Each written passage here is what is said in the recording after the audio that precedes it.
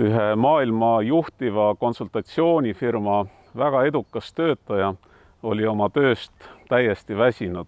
Ta käis kontorites, mis asusid klaasist ja marmorist kõrgetes hoonetes ja seal oli palju välist sära, aga sees oli mõnes mõttes tühjus. Ja ta küsis endalt, et miks ta seda teeb ja seda tööd ja ta ei saanudki nagu head vastust.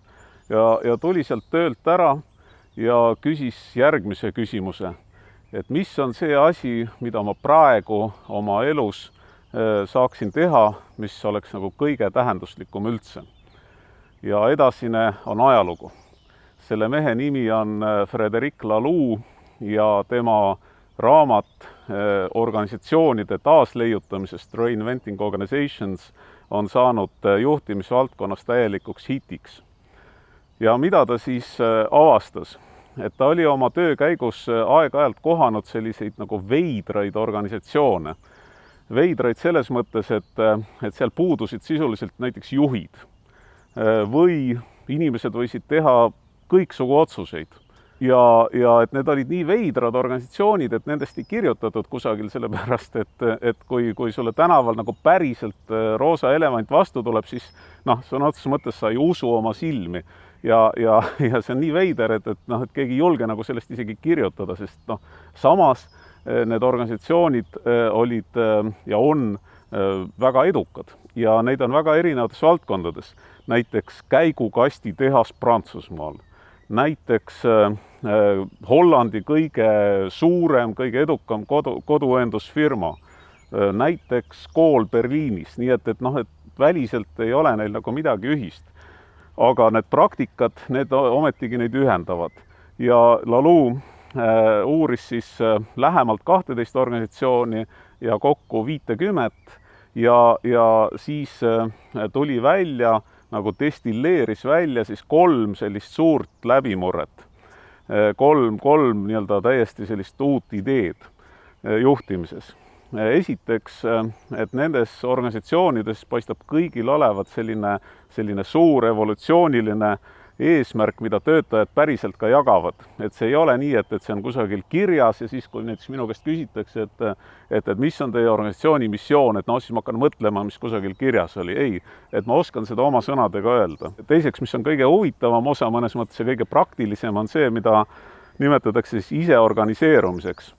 Ja see on see, et tõepoolest, et inimesed saavad teha erinevaid otsuseid, näiteks määrata ise oma palka, võib-olla on huvitav, siis näiteks sõlmida kolleegidega selliseid vastastikuse mõistmise kokkuleppeid ja kõik kuidagi toimib ja ei olegi vaja selliseid keskastme juhte.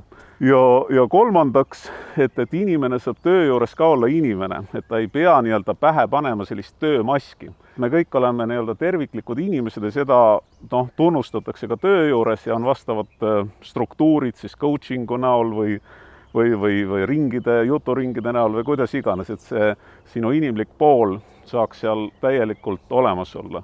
Laloux raamat on siis 7 aasta jooksul olnud inspiratsiooniks tõenäoliselt nagu tuhandetele organisatsioonidele ja et seal on ka natukene laiem pilt, et esiteks, et kogu see iseorganiseerumise teema lähtub siis sellisest asjast nagu ühistarkus. Ja ühistarkus on see, mis on tegelikult olemas looduses. Näiteks linnuparvede näol, näiteks ka meie keha, kus on triljonid rakud, organid, kõik teevad koostööd, teevad otsuseid ja me ise nagu ei tegele sellega. Et samamoodi võiks see toimida organisatsioonides. Ja teiseks, see laiem pilt on siis nagu teadvuse areng, teadvuse evolutsioon, millest räägib ka näiteks Ken Wilber. Et see tähendab seda, et teadvus kui selline areneb ja igal teadvuse arengu tasemel on oma siis nagu organisatsiooni tüüp.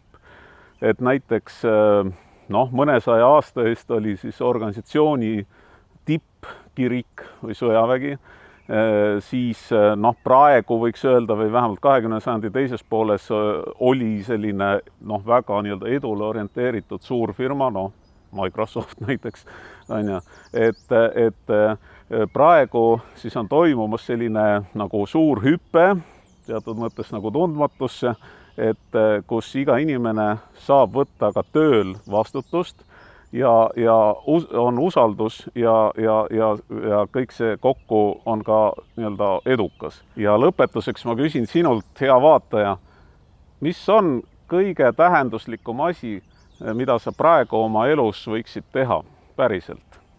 Ja kui sa tead vastust või see vastus sinuni jõuab ja sa soovid seda jagada, siis sa võid kirjutada sellega siia video alla kommentaari.